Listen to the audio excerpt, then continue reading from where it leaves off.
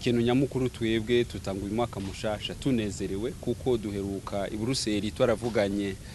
n'abaserukira amaradiyo televiziyo n'ibinyamakuru biri mu Burundi n'ibindi byo mu Burundi bisigaye bikorera hanze y'igihugu twarabonanye turagira intambwe ikomeye cyane mu kumvikana ubwa mbere mu ngorane zaciye no kurondera umuti w'izo ngorane. Muri uwo muti rero abanyamakuru biyemeje n'abarongoye ibinyamakuru n'amaradiyo biyemeje ko kuvubu tugende dukorane twese kugira ngo duteze imbere umwuga mu kubahiriza no kubaha amategeko ajanye n'umwuga ariko n'amategeko y'igihugu agenga uyu mwuga wo kumenyesha amakuru. Ariko ubwa kabiri ico natwe twiyemeje nuko tugiye gukora kurusha kugira ngo uwo mwuga uwo ari we wese amenye yuko ari umwuga wigenga ukaba ufise n'amategeko yayo kandi n'abawukoramo bakaba baza amategeko yabo. Nico gituma tumvikanye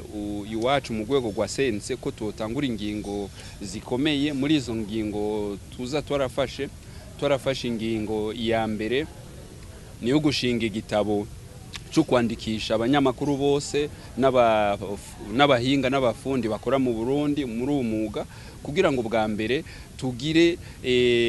igitabo cyo kubamenya kuko usanga ari benshi no mu gihe bagize ingorane hari igihe bitugora muri sense kumenya yuko abo bantu bo bari koko abanyamakuru. Kubamenya bizoca bifasha kandi murazi ko sense ifise n'undi murimo wo gufasha mu kwigisha no gukarisha bwenge ku banyamakuru kugira ngo tumenye ivyo baba bakeneye n'abari bo kugira ngo dusabe abafasha Burundi kugira ngo babafashe mu kwigisha mu kwinonosora. Ikindi naco ca gatatu gikomeye no gutanguza ikarata iranga umunyamakuru y'imfata kibanza kuko amategeko naturekuriye uno munsi gutanguza ikarata nabanduka